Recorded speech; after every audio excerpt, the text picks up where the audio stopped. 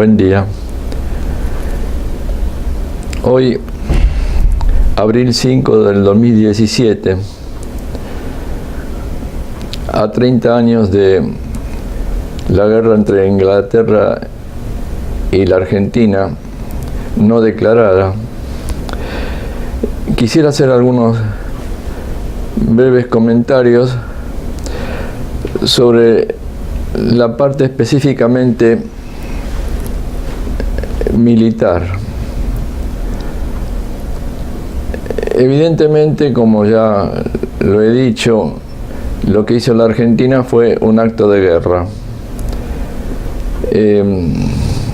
Dentro de la lógica de los militares argentinos, también, cosa que hablé sobre el supuesto hecho que si no había ninguna baja del enemigo, ellos lo tratarían de forma diplomática, como trataron y negociarían, como trataron entre los militares argentinos en las frecuentes revoluciones, no revoluciones, golpes de Estado, de tipo palaciego. Ahora bien, si hacemos un análisis de historia militar comparada, reciente, en los últimos 50 años, o a partir de la Segunda Guerra Mundial, podríamos tomar dos ejemplos, incluso dentro de la Segunda Guerra Mundial. Primero, la Guerra del Pacífico, donde las islas en el Pacífico, las adyacentes al Japón, eran de vital importancia estratégica para Estados Unidos, porque tomando esas islas tenía puntos de apoyo para atacar con la Fuerza Aérea al Japón directamente, con la Marina negándole la posibilidad de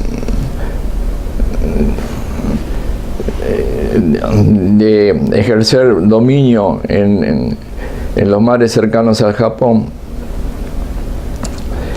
Y esto da una cierta similitud con respecto a las Islas Malvinas. Las Islas Malvinas, alejadas del continente por unos 600 kilómetros, 800 kilómetros, depende cómo se mide. Lo importante es que estaban cerca y distantes del continente. Y nos encontramos ante una situación en que sí, la Fuerza Aérea tenía actividad muy importante, no así la Marina, que se replegó a los puertos después del hundimiento del crucero General Belgrano. Estimaron que la flota que podía ser destruida y prefirieron retirarse a las bases supuestamente seguras, especialmente en Bahía Blanca, donde está el grueso de la fuerza. Es lo que en la estrategia naval llaman Fleet in Being.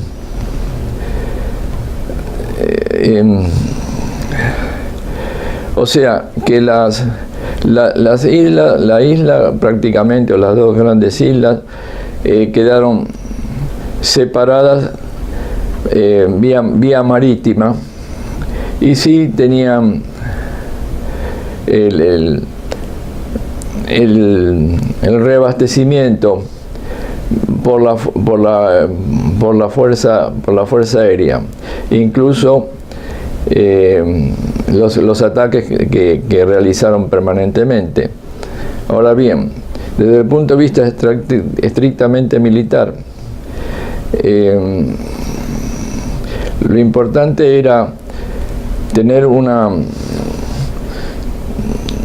pista donde podía operar directamente la Fuerza Aérea y Fuerza Naval Argentina, de manera tal de que impedir a la flota británica acercarse y mucho menos bombardear con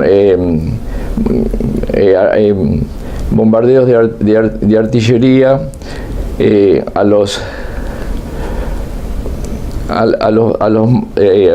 las fuerzas argentinas desplegadas en forma defensiva débil en los varios, le dicen mounts, que son pequeñas colinas alrededor de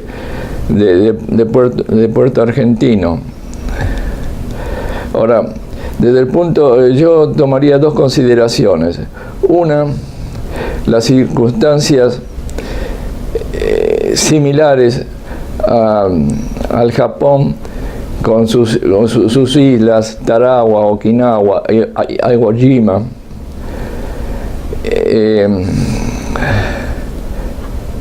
Guadalcanal.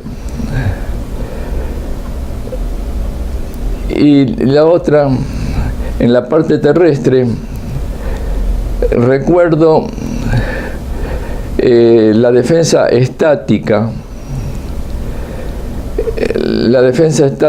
realizada por el general Castries en Dien Bien Phu en el año 1954 en la primera guerra de Indochina. La segunda guerra de Indochina se llamó Vietnam, donde participó Estados Unidos, pero el hecho que yo quiero significar es que establecieron una base en el medio de la nada en Indochina, en Vietnam, rodeado por bosques y montañas. Bosques, en ciertos casos, tipo selváticos. Una zona muy difícil de transitar. Pero lo que yo quería puntualizar es que esa base terrestre estaba en varias fortificaciones que le habían puesto nombres de mujeres. En un valle cortado por un río y rodeado por montañas. Entonces pongo estos dos ejemplos para ver en la parte terrestre lo que es una defensa estática, no pudiendo ser reabastecida solamente a través de un puente aéreo.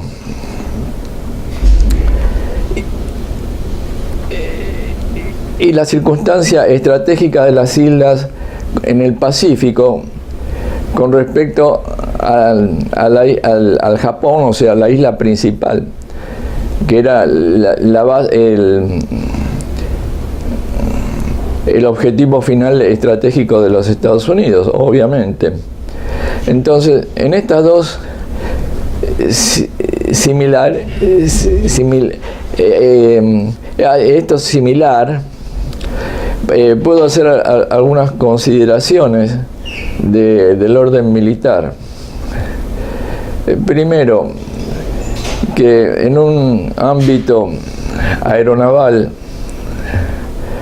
la Argentina estaba en situaciones poco favorables. Y en el ámbito terrestre adoptó el comandante ahí, creo que general Menéndez, de los generales que se rinden, porque hay dos tipos de generales, los que pelean y los que se rinden. Bueno, resultó de que supimos que este señor se rindió rápidamente, rindió sus fuerzas. Yo hice consideraciones humanísticas en el bloque anterior, y en el cual me opongo a la guerra categóricamente, y salvo tiene que ser efectuada en defensa de la existencia de una entidad, nación, llámese como nación, tribu, Estado. Cuando eso está en juego la existencia.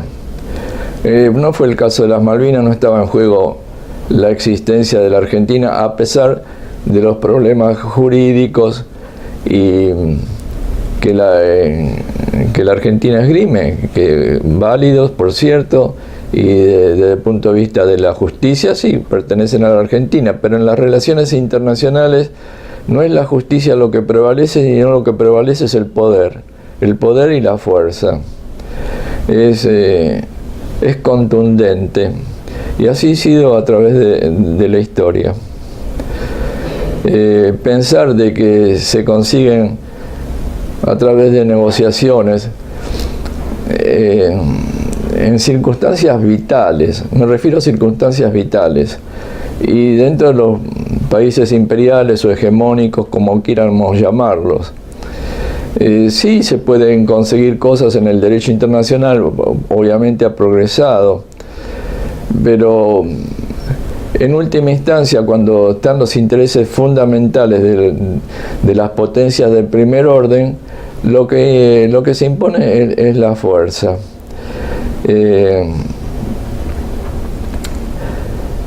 Dicho esto, la Argentina no estaba en una circunstancia existencial y no era necesario hacer un acto de guerra contra una potencia del primer orden, ya lo he dicho, pero dentro de los términos militares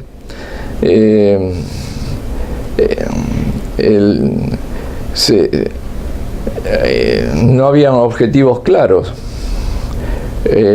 Si no se sabe cuál es el objetivo y no se persigue ese objetivo, está condenado al fracaso.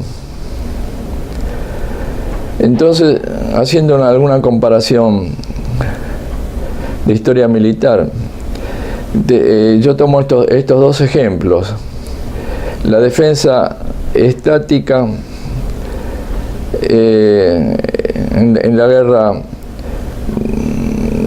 post Segunda Guerra Mundial o guerra de tercera generación, es débil. Y tomé el caso de Dien Bien Phu, donde estaban bien atrincherados los distintos fuertes, bien equipados, con alrededor de 15.000 combatientes y en un conjunto de 20.000 hombres, formados por la Legión extranjera y distintos cuerpos de Francia colonial, de Túnez, de Argelia. O sea,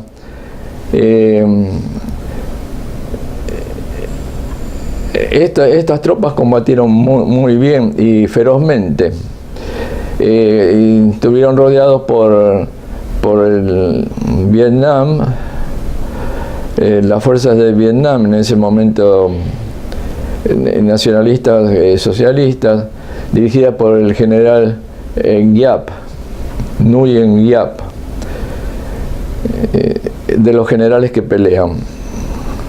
En el caso de Francia también, el general Castrides, y que según versiones se ocupó un segundo rol, y los que fueron algunos coroneles, especialmente el coronel Langlais, quien tomó de hecho el mando. Sin embargo, nunca se rindieron, fueron derrotados, pero sin haberse rendido. Y fueron derrotados porque estuvieron aislados, pelearon ferozmente durante alrededor de 70 días, y eso demostró que una defensa estática ante un enemigo bien pertrechado y decidido, y rodeados dentro de esta defensa estática, con poca movilidad, sin embargo se apoyaban entre unos fuertes y otros, vale decir, era como si se hubieran apoyado y hubieran tenido más movilidad entre los montes alrededor de Puerto Argentino. Y por otra parte también cabe decir de que las fortificaciones que se habían hecho en esos 2 meses eran totalmente débiles. No llegaron los elementos como para hacerlas más fuertes. Eran, por lo que yo he visto a través de los videos, porque yo no he estado ahí obviamente, pero eran muy débiles, muy separados, y en la retaguardia había todo un espacio de llanura, de unos kilómetros hasta llegar a la villa, diría yo, porque no es una ciudad, pero supongamos que teóricamente la llaman ciudad. Pero no se había hecho una segunda línea o una tercera línea de defensa, solamente se habían hecho sobre estas bases, las cuales pudieron ser atacadas una por una y superadas, derrotadas, aunque hubo resistencia en algunos casos fuertes. Sin embargo, no pudieron sobreponerse al ataque lanzado, especialmente los ataques nocturnos lanzados por los elementos de las 2 brigadas que había llevado Inglaterra a las Islas Malvinas. En este caso, los ingleses creo que estaban en inferioridad numérica, pero como todos los ataques son concéntricos, las defensas son excéntricas. Concentraron sus efectivos para tener superioridad numérica en cada ataque, 5, 6 veces, 7 veces, pero siempre la superioridad numérica, con defensores que no tenían apoyo de las reservas y que no pudieron efectuar contraataques. Los ingleses se fueron preparando para estos ataques a la vista de las fuerzas argentinas y se veían perfectamente bien, se podía observar en los múltiples videos cómo con los helicópteros llevaban todos los equipos que los traían de donde habían desembarcado en San Carlos, y cómo acercaron su artillería, en fin, y además la artillería naval. Entonces, para hacerlo un poquito más breve, la defensa estática no funciona, tiene que ser una defensa flexible y con por lo menos 3 líneas o mínimo 2 para replegarse, un fallback. De esto no existió nada. Podía haberse hecho una segunda línea fuerte, una primera línea en los montes para parar al enemigo que tenga que emplearse, y una segunda línea a metros del poblado para obligar a los ingleses a combatir cerca del pueblo donde estaban sus conciudadanos, y hacer una resistencia fuerte. Desde el punto de vista militar, lo que podía hacer la Argentina evidentemente era resistir el máximo de tiempo posible, porque ellos tenían 2 brigadas que estuvieron flotando en el mar durante 60 días. O sea, estaban muy lejos de las bases para realizar el sostén logístico. pero ellos, igual Inglaterra era una potencia y iba a estar ayudada por Estados Unidos también. Entonces, desde el punto de vista militar, la defensa estática no funcionó. Y si vemos como en las islas del Pacífico, Tarawa, Okinawa, Guadalcanal, Iwo Jima, los japoneses se concentraban, son islas distintas, pero se concentraban en el medio y hacían tres líneas y la defendían hasta el último hombre. En Tarawa solamente había 5.000 defensores y alrededor de 18.000 atacantes entre infantería y marina y elementos del ejército también, con un bombardeo naval impresionante y concentraron gran cantidad de portaaviones.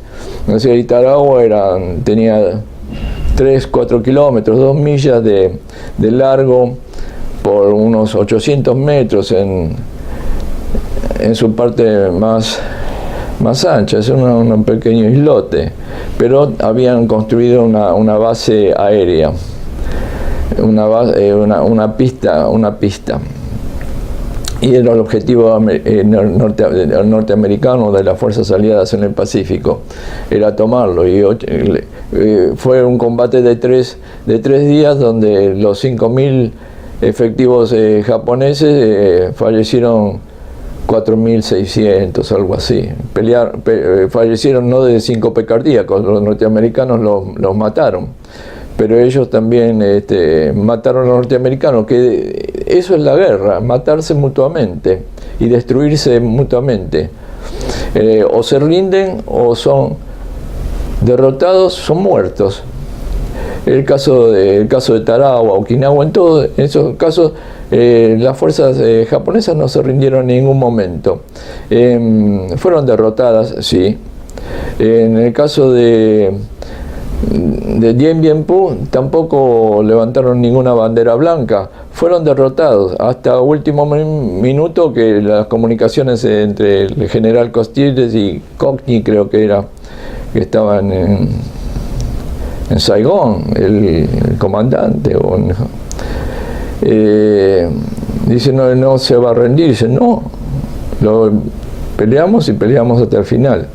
Bueno, yo obviamente desde el punto de vista humano no propongo semejante cosa, pero tampoco propongo que se inicie una guerra contra un enemigo poderoso en circunstancias adversas y sin la preparación adecuada, no solamente militar, sino también la población civil. Hablando de la población civil, el aspecto emocional en la Argentina era muy fuerte, y no olvidemos de que incluso yo desde chico, desde niño, fuimos siempre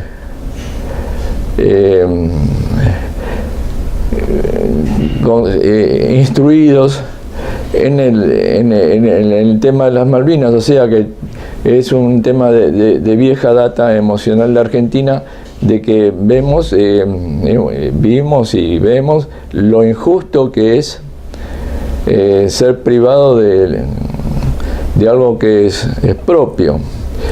Pero así es el mundo. El mundo se basa en la fuerza, como en las relaciones internacionales, en el poder.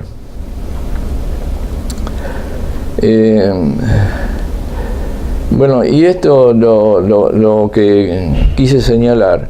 Primero, la absoluta irresponsabilidad de los jefes militares argentinos en hacer un acto de guerra, la absoluta irresponsabilidad en no negociar una salida más o menos airosa, y la absoluta irresponsabilidad de no cumplir sus deberes militares, que en este caso, dejando las consideraciones humanísticas que evidentemente pesan, en ese caso es militarmente se pelea hasta el fin.